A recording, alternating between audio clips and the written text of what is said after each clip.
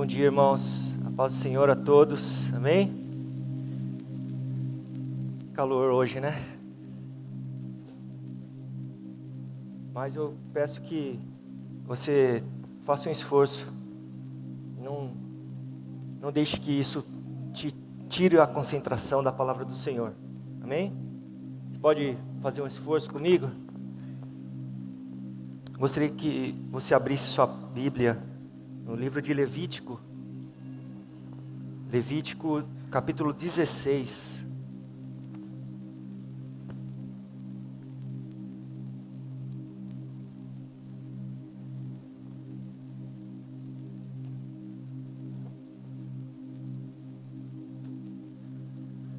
O que a gente vai estar falando hoje é sobre o dia do perdão, ou dia da expiação, como é conhecido também.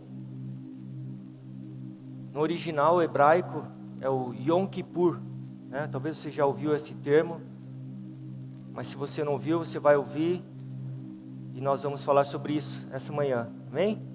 Então acompanhe comigo essa leitura. Vamos viajar alguns centenas de anos atrás aí no livro de Levítico. Levítico capítulo 16, versículo 1, fala assim: Falou o Senhor a Moisés, depois que morreram os 2 filhos de Arão, tendo chegado aqueles diante do Senhor. Então disse o Senhor a Moisés: Dize a Arão, teu irmão, que não entre no santuário em todo o tempo, para dentro do véu, diante do propiciatório que está sobre a arca, para que não morra. Porque aparecerei na nuvem sobre o propiciatório. Entrará Arão no santuário com isto: um novilho para oferta pelo pecado e um carneiro para o holocausto. Vestirá ele a túnica de linho sagrada, terá as calças de linho sobre a pele, cingir-se-á com o cinto de linho e se cobrirá com a mitra de linho. São estas as vestes sagradas. Banhará o seu corpo em água, então as vestirá. Da congregação dos filhos de Israel tomará 2 bodes para oferta pelo pecado e um carneiro para o holocausto. Arão trará o novilho da sua oferta pelo pecado e fará expiação por si e pela sua casa. Também tomará ambos os bodes e os porá perante o Senhor, à porta da tenda da congregação. Lançará sortes sobre os 2 bodes, uma para o Senhor e outra para o bode emissário.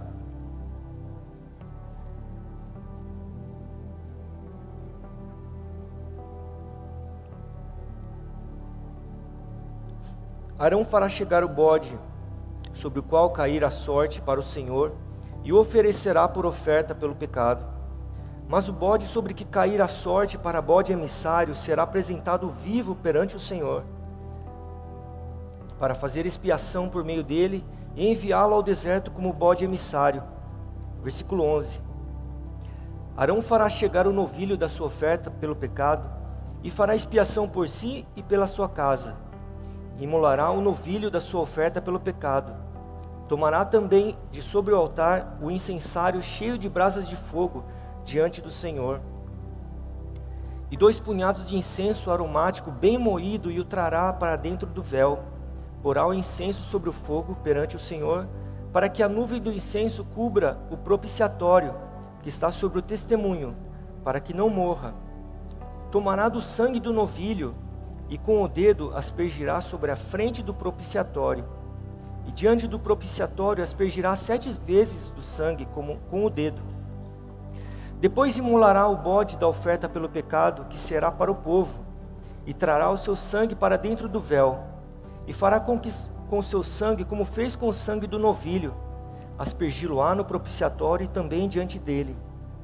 Assim, fará expiação pelo santuário por causa das impurezas dos filhos de Israel e das suas transgressões e de todos os seus pecados.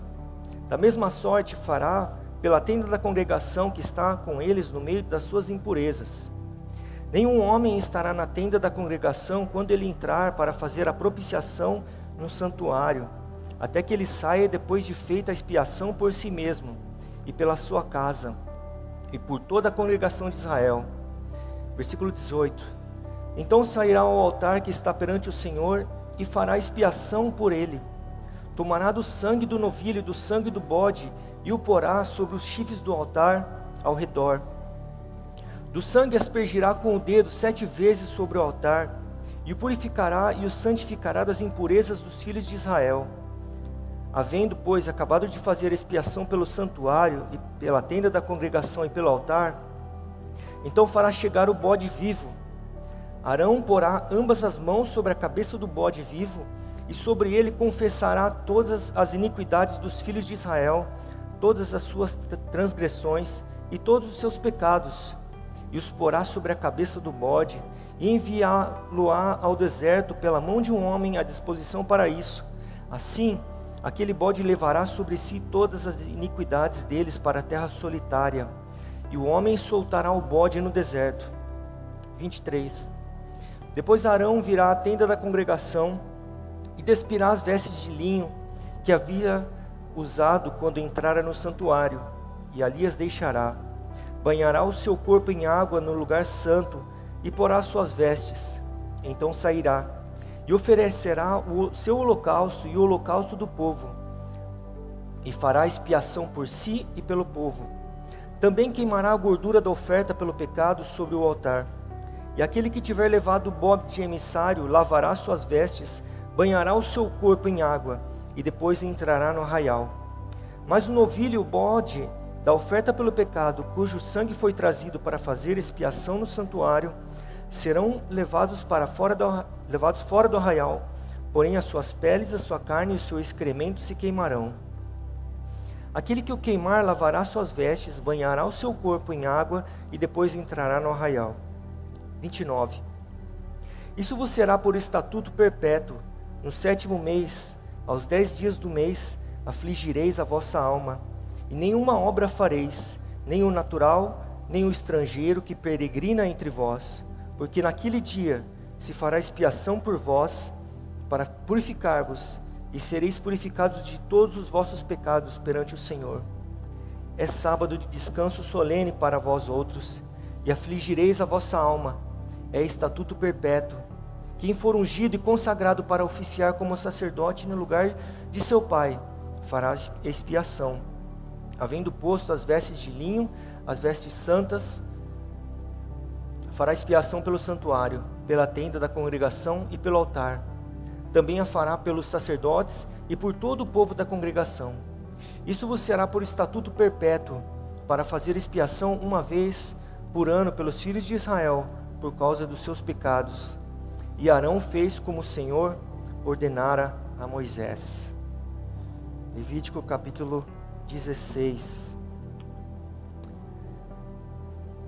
Aqui a gente vê, nessa passagem, diversas instruções de Deus para Arão, que foi o primeiro sumo sacerdote, na época do templo de Moisés, como que eles deveriam proceder, nessa data marcada.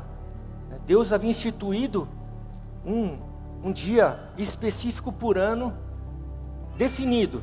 Por exemplo, aqui o dia foi no 7º mês, não é o mesmo 7º mês que a gente usa, a contagem é diferente, o calendário hebraico, mas havia um dia definido, era o 7º mês, o dia 10, eles deveriam fazer essa consagração especial, como ele ordenou aqui. Para que seria essa consagração, como título da mensagem? Para o perdão dos pecados de toda a nação, aquele povo, ele havia sido escolhido por Deus, para representar o Senhor em toda a terra, e Deus, como sendo Deus Santo, ele exigia que o povo dele se consagrasse, e se apresentasse santo também diante dele. Então foi por isso que o Senhor instituiu esse dia escolhido, um dia preparado para aquele povo que tinha aliança com Deus, Mas por que, você pode perguntar, qual a necessidade de tudo isso? Para que derramamento de sangue? Por que teria que sacrificar animais, coitadinho do animal, né? Porque teria que ter um altar propiciatório, né? Talvez você nunca ouviu essa palavra na vida, né? O que é propiciatório? O que é expiação? Vamos falar sobre isso. E para a gente entender sobre esse sistema de sacrifícios que era realizado na época de Moisés, a gente precisa voltar lá com Adão e Eva. Na semana passada eu compartilhei sobre a queda do homem, né, que aconteceu lá com Adão e Eva no jardim. E a gente precisa entender o que aconteceu ali, para poder entender o que está sendo instituído aqui por Deus. No princípio, não tinha pecado, né? O homem e a mulher, eles estavam diante de Deus em plena comunhão. Eles, inclusive, você sabe pela palavra, andavam nus na presença de Deus. Imagine hoje, não tem como, né? O máximo você fica nu no banheiro, né? No seu quarto. Mas não, eles diante de Deus andavam totalmente transparentes. Não havia pecado, não havia culpa, não havia malícia, né? Eles desfrutavam uma comunhão plena com Deus.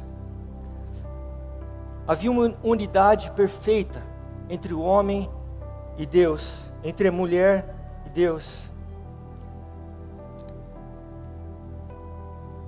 Até o dia que o homem se deixou seduzir pela serpente, que é a representação de Satanás. Foi utilizado um animal aí que representa o nosso adversário. Quando eles deram ouvidos à serpente e desobedeceram a ordem de Deus, essa ordem perfeita, essa unidade foi quebrada. O homem, então, e a mulher, eles perceberam que estavam nus, perceberam que tinham escapado da cobertura de Deus e sentiram vergonha. E foram lá e fizeram folhas, pegaram folhas, fizeram roupas de folhas para cobrir suas vergonhas. Em Gênesis capítulo 2, versículo 17, Deus diz assim que no dia em que dela comeres, certamente morrerás. Isso aconteceu de fato. O homem morreu espiritualmente. E para que eles não fossem mortos fisicamente também ali naquele momento, Deus instituiu o primeiro sacrifício. Você lembra, né, que Deus fez roupas de animais para eles, né, para que fosse coberto a vergonha deles. E qual foi o preço dessa cobertura da vergonha deles? O preço foi a morte de um animal. Ali foi o primeiro sacrifício instituído por Deus para pagar pelo pecado deles, né, ali no jardim. Foi o primeiro, que mais tarde com Moisés veio o sistema sacrificial que a gente lê aqui em Levítico capítulo 16. Deus sacrificou um animal, derramou seu sangue sobre a terra e fez roupas para eles. Veja que o sangue não somente representa a vida, mas é vida. Sem sangue, uma pessoa morre. Se seu sangue estiver deficiente, você corre o risco de morrer também. Como você sabe se você está bem de saúde? Não é dessa forma? O médico solicita um exame de sangue para você, né? Você vê lá se suas células estão dentro de um padrão ideal, se os seus nutrientes do seu corpo estão de acordo com o ótimo para o seu corpo. O sangue, ele representa a vida. E esse primeiro animal, ele tipificou esse sistema de sacrifícios que viria depois na lei de Moisés, ao qual nós lemos em Levítico 16. O sangue de animais tinha a função de substituir o sangue dos pecadores, vida por vida. E o ponto alto desse sistema acontecia nesse dia da expiação, o dia do perdão, o Yom Kippur. Uma vez por ano, o sumo sacerdote, ele entrava no Santo dos Santos. Talvez você já viu a imagem do tabernáculo de Moisés, né? havia subdivisões, havia uma parte maior que era destinado até o povo poderia entrar, porém a parte menor estava subdividida em duas, que era o santo lugar e o santíssimo lugar. O santo lugar, somente os sacerdotes que ofereciam as ofertas podiam entrar, e o santíssimo lugar era onde o sumo sacerdote, o cabeça, ele entrava para oferecer diante de Deus as ofertas, conforme a gente leu nessa passagem. Então, lá nesse santíssimo lugar, no lugar mais santo, havia a Arca da Aliança, né? Você já viu com certeza essa imagem. Essa Arca da Aliança, ela tinha em cima dela anjos que representavam os anjos do Jardim do Éden, que guardaram a entrada para que o homem não voltasse e não comesse do fruto da árvore da vida e vivesse eternamente no pecado. Imagina que tragédia seria, né? A gente vai falar mais sobre isso, da árvore da vida, mas Deus cortou o acesso para o homem, para a mulher, para o Jardim do Éden, para que ele não perpetuasse no pecado. E Deus tinha um plano para a humanidade, para nós, amém? Então, nessa Arca da Aliança, ela tinha uma tampa. O que tinha dentro da Arca da Aliança? As tábuas de Moisés, né? O próprio Senhor escreveu com a mão dele a mensagem para o povo, para Moisés, e essas tábuas da aliança ficaram guardadas naquela arca. Em cima daquela tábua tinha uma tampa de ouro puro. Essa tampa era chamada de propiciatório.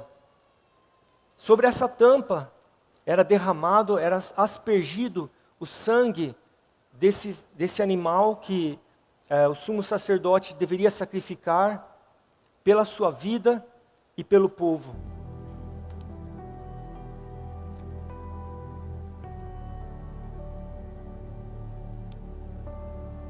O que é propiciação? Talvez você nunca ouviu sobre isso. É o ato de apaziguar e aplacar a ira de alguém, né? Como, por exemplo, uma chapa quente de ferro está pegando fogo, está fervendo. Se joga água, ela esfria, né? Dessa mesma forma, o propiciatório, ele continha dentro dele, né, a ira de Deus, a presença de Deus. E simbolicamente, quando era oferecido aquele sangue sobre aquela tampa do propiciatório, Deus perdoava o povo, né? Porém, isso era uma coisa que deveria fazer todo ano acontecia isso, como a gente leu. Nosso querido irmão Eduardo Stein, creio que os irmãos se lembram dele, ele está em Israel agora. Ele escreveu um livro, Quem Segura a Tampa da Chaleira. Eu recomendo para os irmãos. Na próxima semana, vou pedir para que tragam aqui, se os irmãos quiserem adquirir. Ele aprofunda bastante nesse assunto do Yom Kippur. Ele faz uma comparação com uma chaleira, né? Você prepara seu chá lá, e a água simboliza a ira de Deus, né? E a tampa seria esse propiciatório, seria o próprio Senhor, na verdade. O Senhor Jesus é aquele que segura a ira de Deus. O sangue dele é aquele que segura a ira de Deus. E não fosse a tampa, a água seria espalhada para todos os lados, que representa a ira de Deus. Qual que era a missão daquele sumo sacerdote, né? Havia um colegiado, né, um grupo de sacerdotes que serviam ao Senhor, mas havia um específico, que era Arão. Ele era o sumo sacerdote. O que ele deveria fazer? Qual era o trabalho dele? Ele deveria interceder pela nação inteira, que deveria viver em santidade, tal como Deus é santo. Essa passagem que a gente leu em Levítico 16, ela começa falando de dois personagens.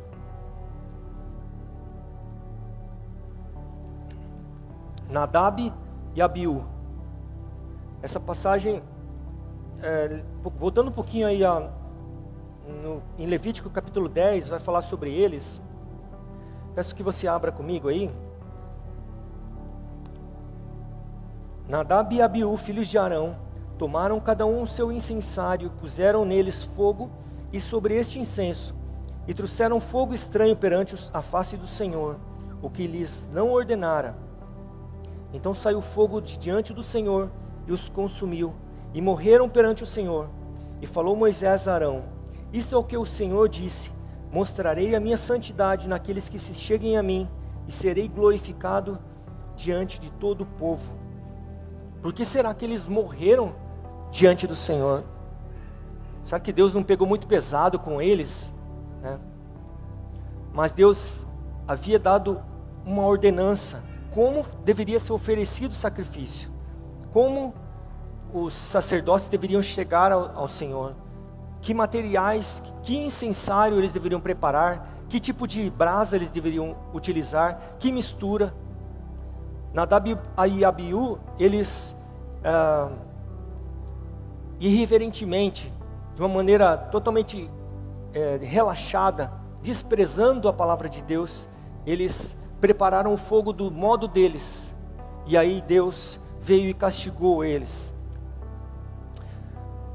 Esse propiciatório, ele representava e ele realiza uma cobertura espiritual sobre o povo, realizava, né? Ele, claro que tudo que nós estamos falando, essa passagem, ela tem uma aplicação para os dias de hoje. Então, o que acontecia?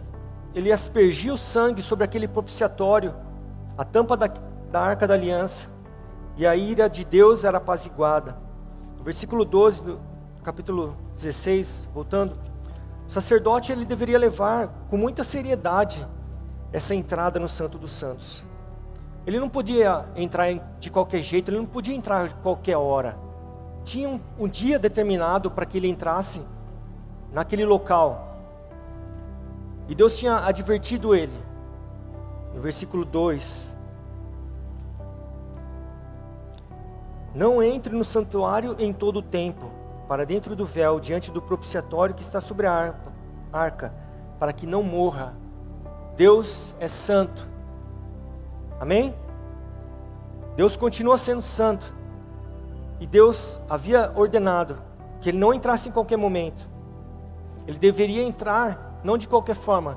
Ele deveria entrar oferecendo uma oferta pelo pecado e pelo holocausto. Pelo pecado dele, pelo pecado da sua família, pelo pecado do povo. O sacrifício de animais, ele funcionava como uma cobertura. E uma das funções do sacerdote era conscientizar o povo sobre essa expiação, conclamando o povo ao arrependimento. O povo tinha que saber que eles estavam em dívida com Deus. Uma das funções do sacerdote era anunciar isso, dizer: você está em dívida com Deus, você tem que se arrepender, você precisa oferecer diante de Deus um sacrifício, ou senão você vai ser cortado do meio do povo. Versículo 4,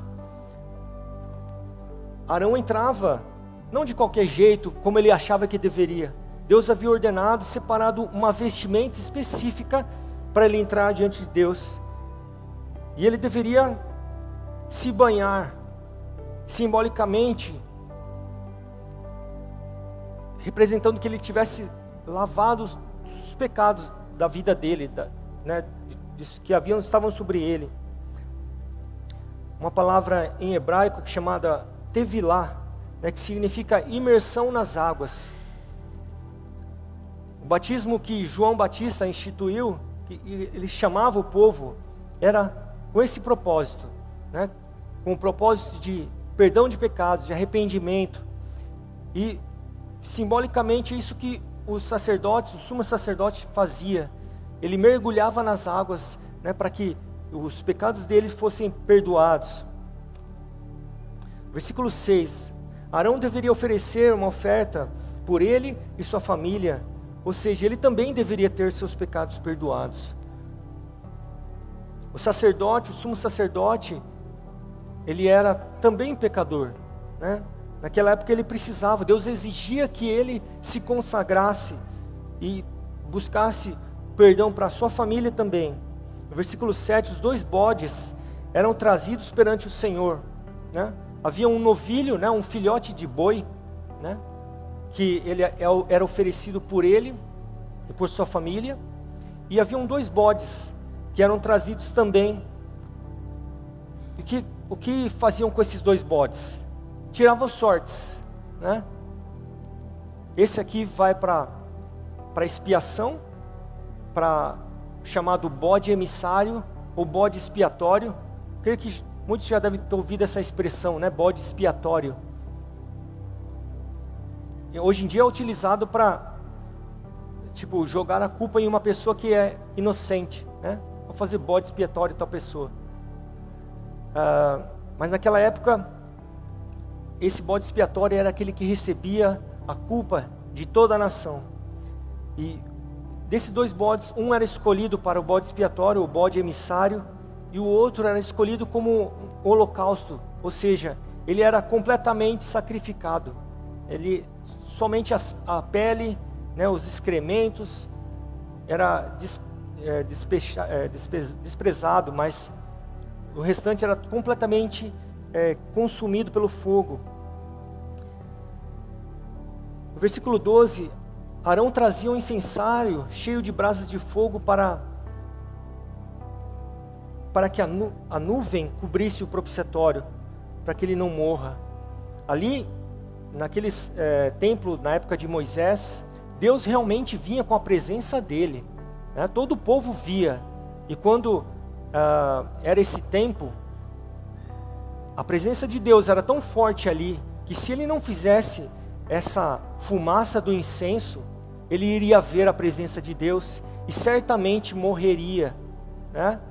Há comentários bíblicos que falam, né, que ele ia com uma corda amarrada nos pés, para que se ele morresse, outras pessoas não entrassem lá e morreriam também. Então puxariam ele pela corda.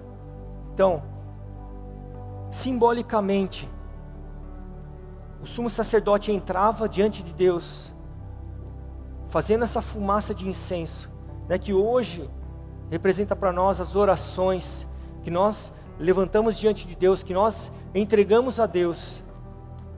Amém?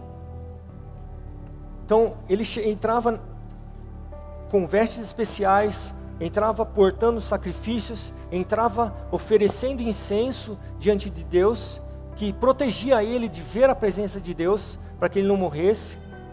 E o que ele fazia? Ele pegava daquele sangue que tinha sido oferecido àquele animal e aspergia, ele jogava com a mão dele 7 vezes sobre o altar.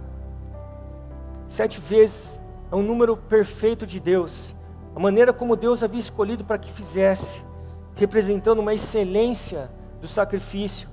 No versículo 15, o bode escolhido para o holocausto será sacrificado e seu sangue também será aspergido sobre o altar.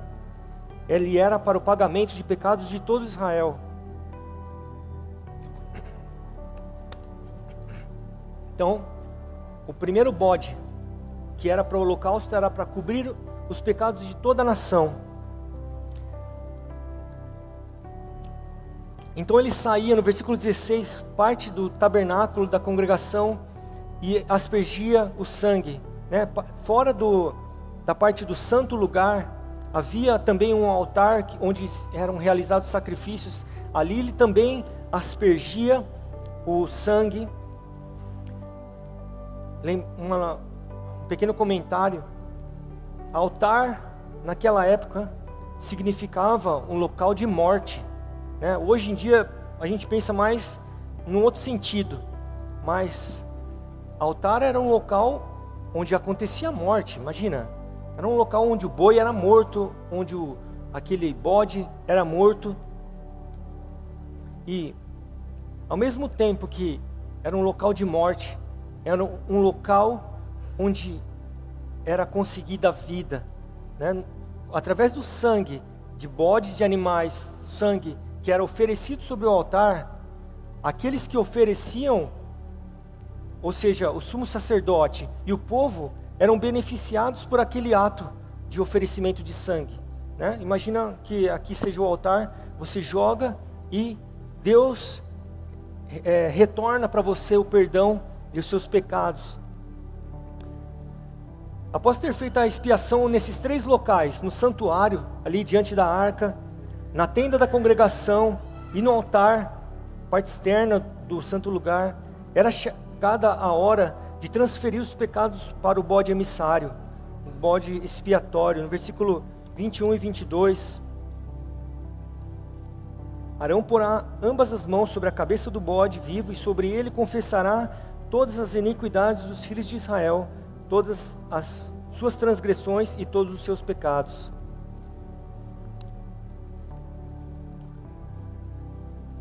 Não sei se você notou, né, sobre essa questão de imposição de mãos. O sacerdote, o sumo sacerdote, o povo confessava os pecados dele, do povo para os sacerdotes, e eles repassavam para o sumo sacerdote. O sumo sacerdote, por sua vez, diante de Deus ali, ele colocava as mãos sobre aquele bode e confessava os pecados do povo e transferia para aquele animal os pecados. Imagina só quão séria é a questão de imposição de mãos, né? A imposição de mãos, ela pode servir tanto para você abençoar quanto para amaldiçoar. Nesse caso de Arão, ele estava lançando maldição sobre aquele animal, né? Por isso é bastante importante que a gente leve a sério isso, né? Não se deixe receber unção de qualquer pessoa que não conhece, pessoa com caráter duvidoso, que tem um procedimento que não está alinhado com a vontade de Deus. Você pode ser amaldiçoado. Mas voltando aqui, Arão, o sumo sacerdote, ele colocava as mãos sobre aquele animal, transferia as maldições, transferia a culpa de todo aquele povo sobre aquele animal. E o que eles faziam com aquele animal? O bode expiatório. Eles pegavam, levavam para fora da cidade e lançavam esse bode para o deserto. Esse animal sumia, perdia-se, representando, né, a total esquecimento dos pecados do povo.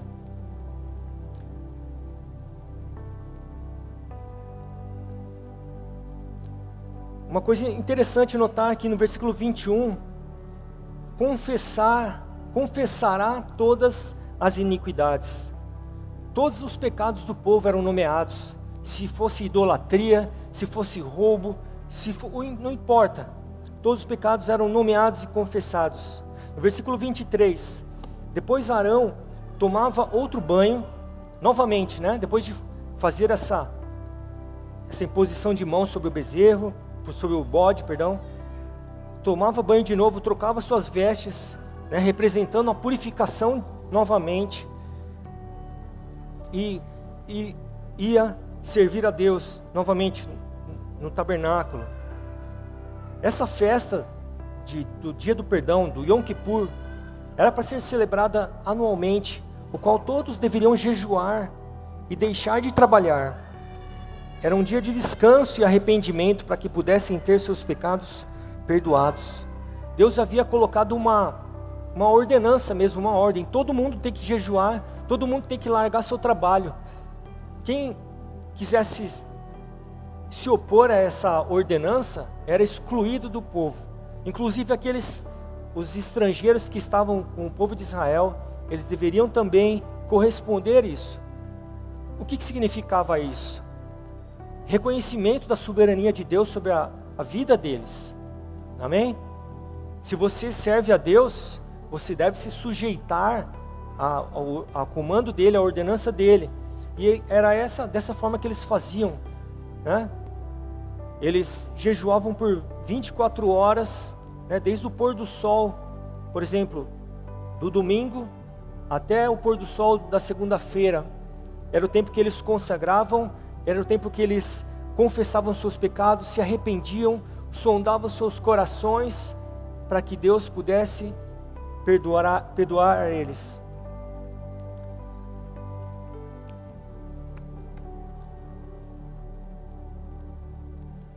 O que a gente pode aprender com esse texto? Em primeiro lugar, no versículo 1, né? Deus é santo. Todos os que se aproximam dele devem fazê-lo em santidade. Nadab e Abiú, eles desprezaram a santidade de Deus. Eles trataram Deus como se fosse um ídolo. Trataram a Deus como uma religião. Vou praticar a ordenança, mas eu não vou desprezar a santidade. Vou fazer de qualquer jeito, né? Deus mostrou a santidade de Deus para eles e para todo o povo, né? Todo o povo ficou sabendo que aqueles homens, Nadab e Abiú, morreram porque desprezaram a santidade de Deus. Os que servem e ministram ao Senhor devem se consagrar. O sacerdote, ele se banhava, que prefigura o batismo nas águas, e trocava suas roupas, se livrando da imundície, do mau cheiro, dos animais mortos, do sangue, né? Em Levítico 19, capítulo 2, santos sereis, porque eu, o Senhor, vosso Deus, sou santo. Israel tinha sido separada de todas as nações da terra vizinhas para serem santos. E nós também, nós somos separados do pecado e a serviço de Deus. O padrão que nós temos é Deus. Em Mateus 5:48,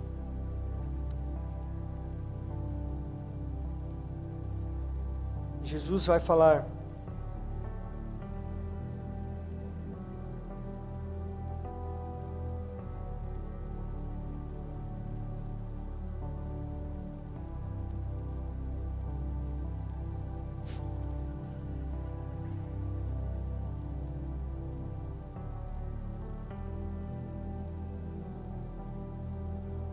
portanto, sede vós perfeitos, como perfeito é o vosso Pai Celeste. Efésios 5:1, sede, pois, imitadores de Deus, como filhos amados. Outra coisa que podemos aprender com essa passagem: o salário do pecado é a morte. Romanos 6, versículo 23. Para o pecado não há outra recompensa senão a morte. Por isso, eram necessários todos aqueles sacrifícios.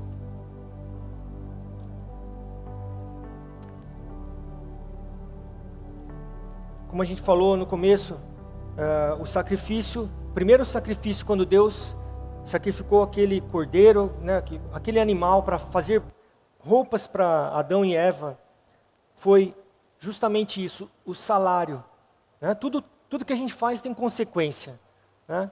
E o pecado traz a consequência a morte. Paulo fala isso em Romanos capítulo 6. Outra coisa, sangue é vida. E era a vida daqueles animais que substituíam a vida daqueles pecadores. Quando o sumo sacerdote entrava diante do altar com aquele sangue nas mãos, ele estava simbolizando que a vida daqueles animais deveriam poupar a vida daqueles pecadores. Os pecados precisam ser confessados. Era necessária a confissão de pecados. Isso é ainda necessário hoje. Peço que você abra comigo lá em 1 João, capítulo 1, versículos 8 a 10. Se dissermos que não temos pecado nenhum, a nós mesmos nos enganamos, e a verdade não está em nós. Se confessarmos nossos pecados, Ele é fiel e justo para nos perdoar os pecados e nos purificar de toda injustiça. Se dissermos que não temos cometido pecado, fazemo-lo mentiroso e sua palavra não está em nós. Todos temos pecados, amém? Precisamos reconhecer isso. Outro ensinamento que a gente tem desse texto para que haja perdão de pecados, é necessário arrependimento. Neste texto, eles jejuavam, afligindo a sua alma como uma forma de arrependimento.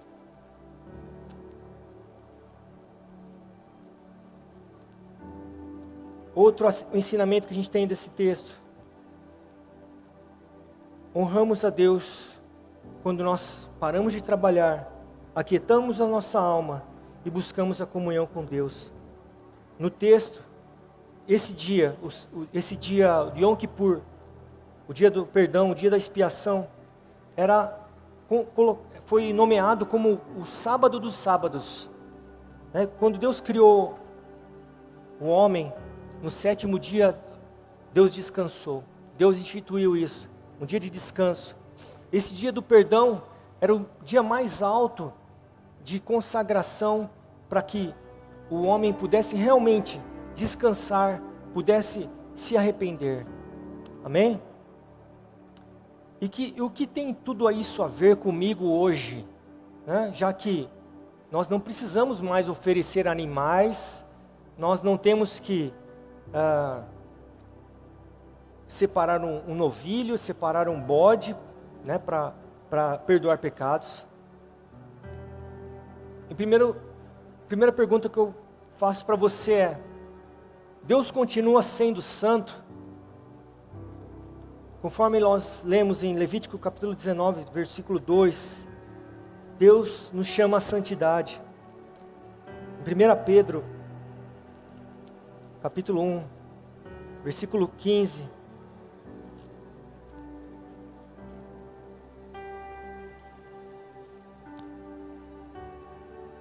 pelo contrário, segundo é santo aquele que vos chamou, tornai-vos santos também vós mesmos em todo o vosso procedimento, porque escrito está: sede santos, porque eu sou santo.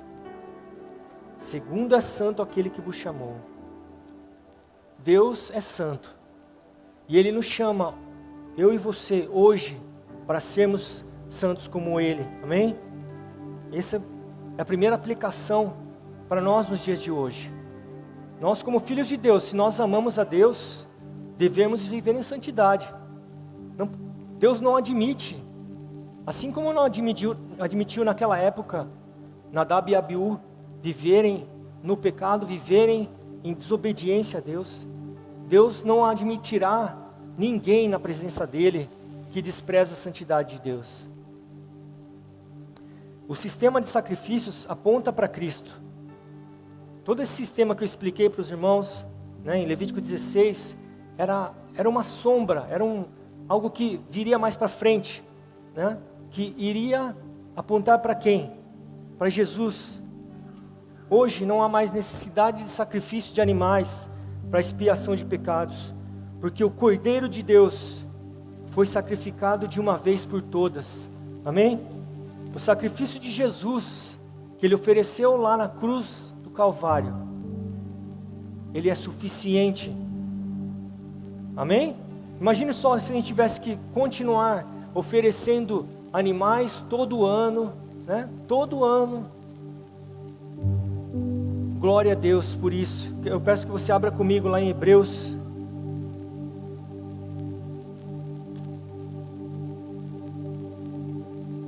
Capítulo 9.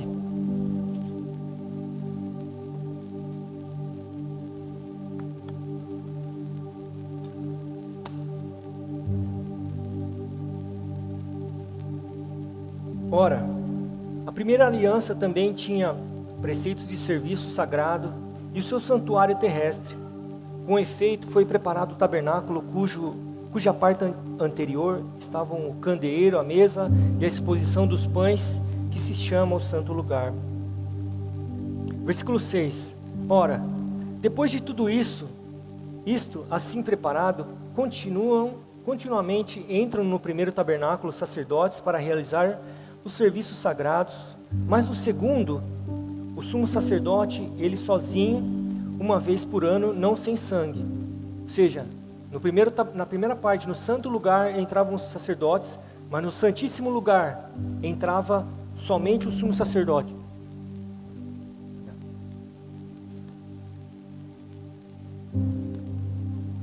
não sem sangue, como nós falamos, né? Ele não podia entrar de mãos vazias, que oferece por si pelos pecados de ignorância do povo, querendo com isso dar a entender o Espírito Santo que ainda o caminho do santo lugar não se manifestou, enquanto o primeiro tabernáculo continua erguido.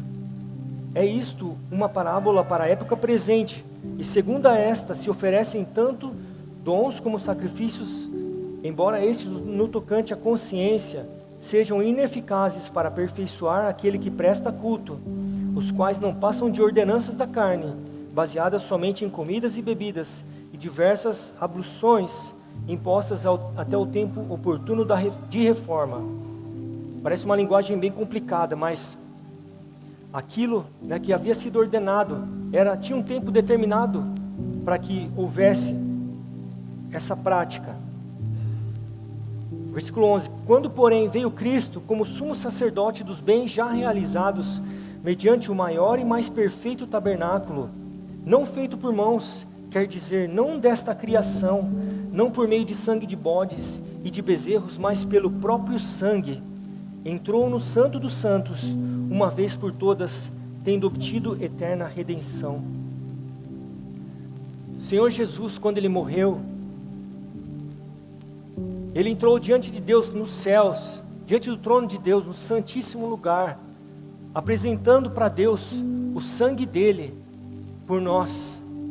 Amém? Quão maravilhoso é isso, irmãos. Nós precisamos realmente meditar nisso.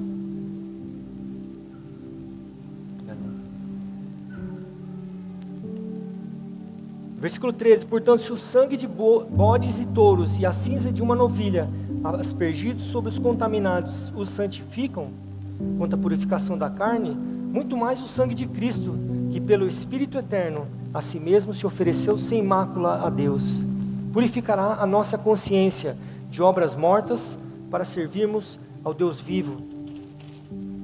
Por isso mesmo, Ele é o mediador da nova aliança, a fim de que, intervindo a morte para a remissão das transgressões que havia sobre a primeira aliança, recebam a promessa da eterna herança aqueles que têm sido chamados.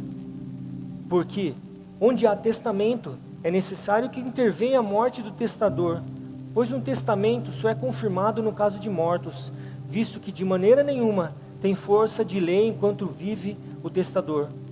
Pelo que nem a primeira aliança foi sancionada sem sangue, porque havendo Moisés proclamado todos os mandamentos segundo a lei a todo o povo, tomou o sangue de bezerros, dos bodes, com água e lã, tinta de escarlate e sopo, e aspergiu não só o próprio livro, como também sobre todo o povo, dizendo: este é o sangue da aliança, a qual Deus prescreveu para vós outros.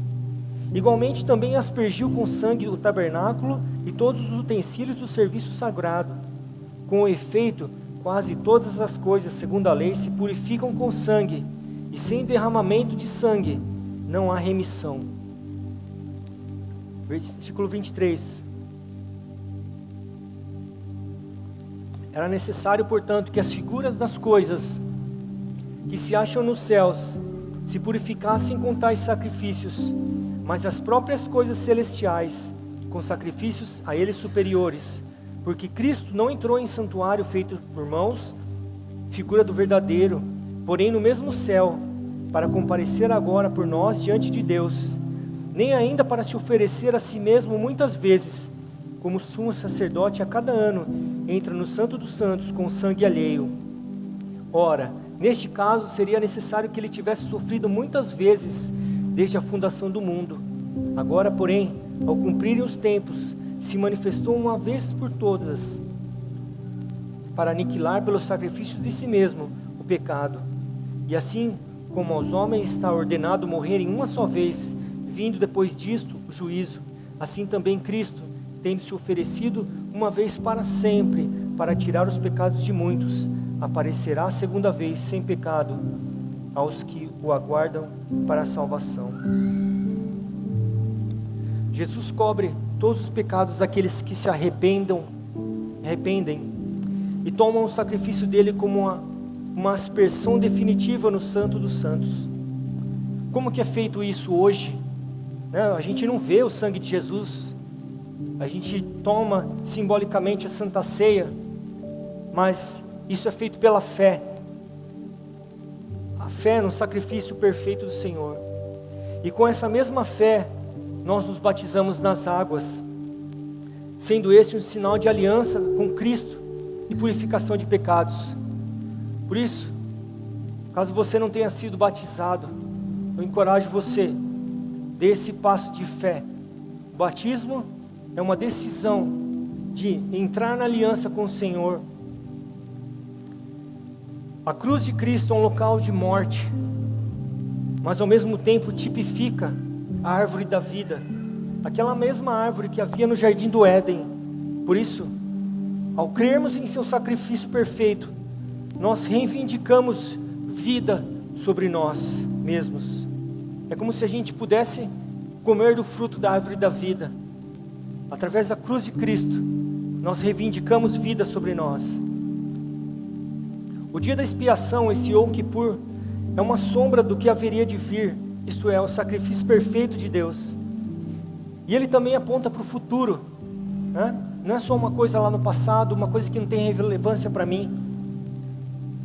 Deus não é conivente com o pecado, e a sua ira está sendo acumulada e será derramada no tempo determinado por Deus. Peço que você abra comigo lá em Joel.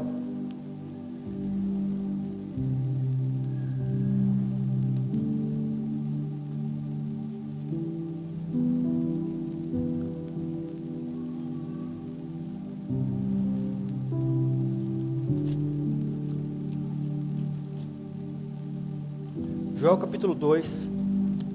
Tocai a trombeta em Sião, dai voz de rebate no meu santo monte. Perturbem-se todos os moradores da terra, porque o dia do Senhor vem, já está próximo. Dia de escuridade e densas trevas, dia de nuvens e negridão.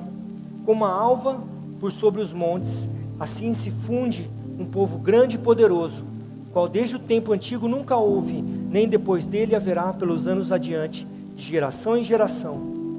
À frente dele vai fogo devorador, atrás chama que abrasa. Diante dele a terra é como o jardim do Éden, mas atrás dele um deserto assolado, nada lhe escapa. A sua aparência é como de cavalos, como cavaleiros assim correm, estrondeando como carros, vem saltando pelo cimo dos montes, crepitando como chamas de fogo que devoram o restolho, como um povo poderoso posto em ordem de combate. Diante dele tremem os povos, todos os povos empalidecem, correm como valentes, como homens de guerra, sobem muros, cada um vai no seu caminho e não se desvia da sua fileira. Não empurram uns aos outros, cada um segue o seu rumo, arremetem contra lanças e não se detêm no seu caminho. Assaltam a cidade, correm pelos muros, sobem as casas pelas janelas, entram como ladrão. Diante deles treme a terra e os céus se abalam. O sol e a lua se escurecem e as estrelas retiram seu esplendor. O Senhor levanta a voz diante do seu exército, porque muitíssimo grande é seu arraial, porque poderoso quem executa suas ordens. Sim, grande é o dia do Senhor, e muito terrível, quem o poderá suportar? Yom Kippur, ele é importante também, porque sinaliza para nós, esse dia do Senhor. Já estamos terminando, eu sei que está bastante calor, mas não podemos deixar isso de lado. Toda a iniquidade que o homem comete será castigada por Deus. Hoje a gente vê um aumento da iniquidade, coisas terríveis sendo cometidas, um desprezo pela moral estabelecida por Deus. Juízes julgam segundo seus próprios interesses e não segundo a verdade e a retidão. Salmo 88, versículo 2 é cumprido hoje. Até quando darei sentenças injustas, favorecendo os ímpios? Hoje mesmo, essa semana, está em discussão a questão do aborto. E queremos colocar isso diante dos irmãos. vamos interceder, né, para que isso não vá adiante. Deus odeia, há coisas que Deus odeia, amém? Deus é amor, mas há coisas que Deus odeia. Deus odeia a iniquidade, amém? Deus ama a justiça, odeia a iniquidade. Isso que está sendo colocado diante da nação, para que seja legalizado o assassinato de bebês no ventre de suas mães, é uma iniquidade. Nós não podemos aceitar isso, amém? Então, esse desvio do padrão moral de Deus vai ser punido. Se você teme a Deus, você não precisa se preocupar, você não vai sofrer essa ira de Deus. Mas o mundo, o que está propagando isso, que está promovendo a iniquidade. Jesus veio na sua primeira vinda como um cordeiro, mas na sua segunda vinda, Ele vai vir como um leão. Ele vai vir com exércitos, com carruagens de fogo, com anjos e com espada nas mãos. A volta do Senhor vai abalar toda a terra, amém?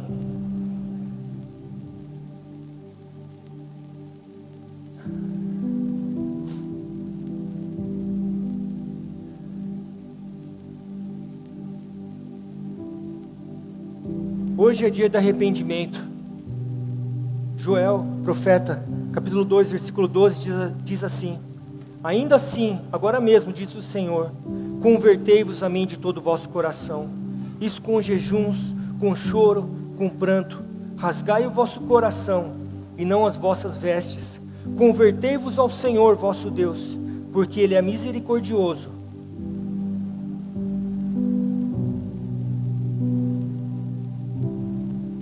compassivo, tardio em irar-se, e grande em benignidade, e se arrepende do mal.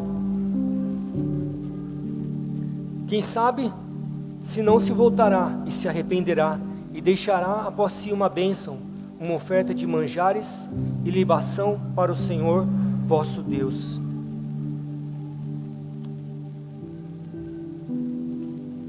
O povo de Israel, aqueles que saíram do Egito, né, passaram por 40 anos circundando o deserto. Por que aconteceu isso com eles? Pela incredulidade deles. Eles não acreditaram na palavra do Senhor. Hoje o Senhor diz para você: creia em minha palavra. O Senhor tem um sábado de descanso para todos nós, amém? Toda a injustiça desse mundo, toda a iniquidade será julgada. Mas aqueles que creem no Senhor, a recompensa para aqueles que creem no Senhor é um descanso, é um repouso, é um sábado, amém? Hebreus capítulo 3, versículo 7 a 11.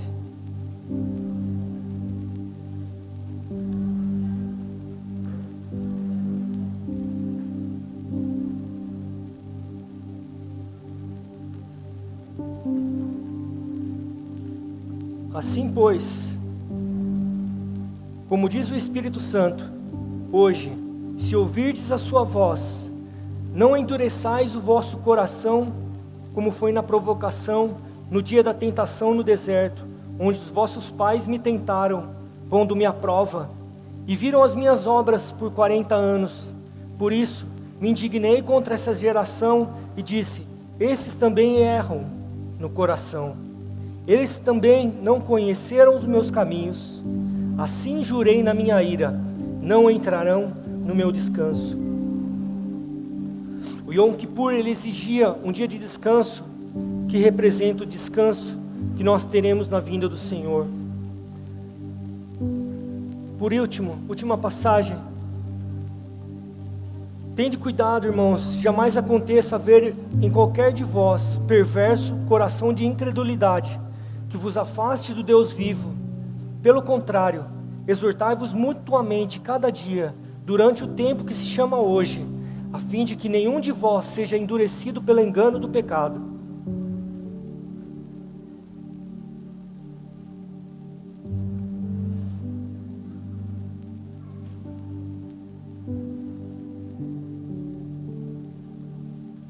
Porque nós temos tornado participantes de Cristo,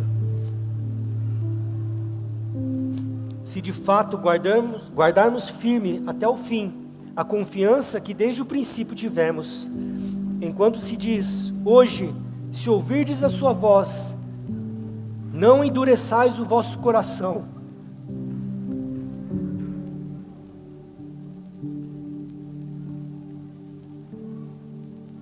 Como foi na provocação. Ora, quais os que, tendo ouvido, se rebelaram? Não foram de fato todos os que saíram do Egito por intermédio de Moisés? E contra quem se indignou por 40 anos? Não foi contra os que pecaram, cujos cadáveres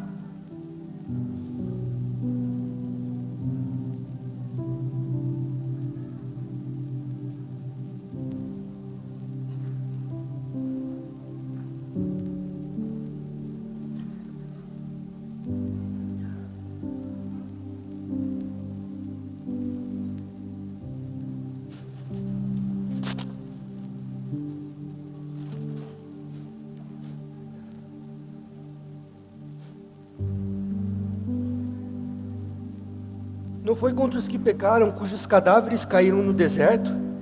Contra quem jurou que não entrariam no seu descanso, senão contra os que foram desobedientes? Vemos, pois, que não puderam entrar por causa da incredulidade. Peço que você feche seus olhos.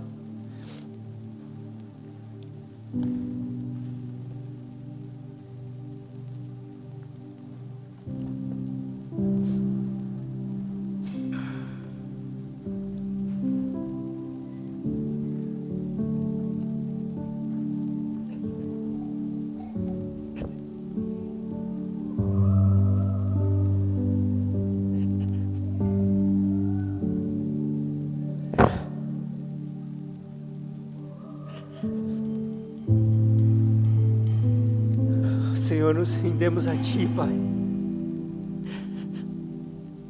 Perdoa-nos, ó Deus.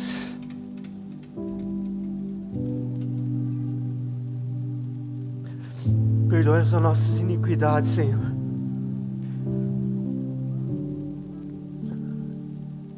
Ó Deus, tem misericórdia de nós, Pai. Tem misericórdia. Clamamos o sangue do Teu Filho Jesus sobre nós. Tem misericórdia de nós, Senhor.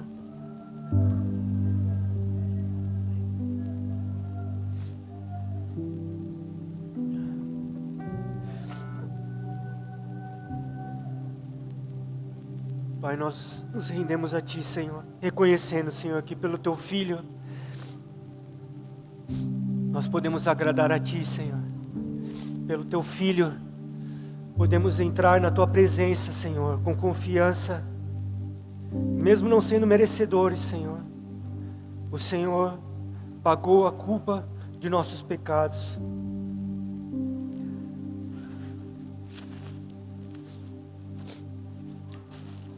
Hoje é tempo de se arrepender, irmãos.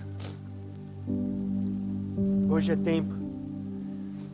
Neste momento eu gostaria de convidar os pastores à frente para que pudessem orar.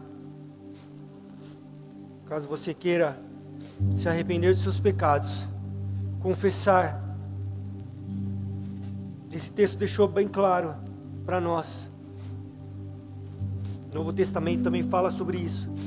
Se confessarmos os nossos pecados, Ele é fiel e justo para perdoar nossos pecados e nos purificar de toda injustiça.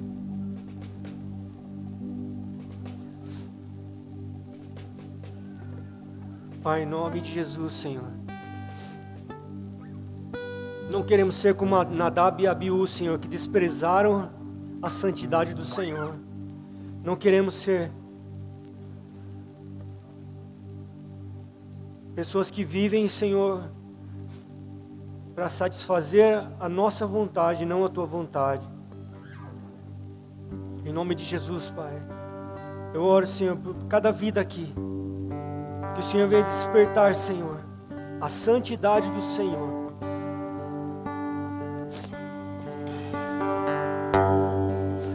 Vem purificar nosso coração, nossas mãos, Senhor.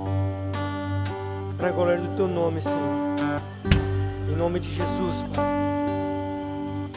Continua falando conosco, através da Tua palavra, Senhor. Completa a obra em nossas vidas, Pai. Em nome de Jesus, Senhor.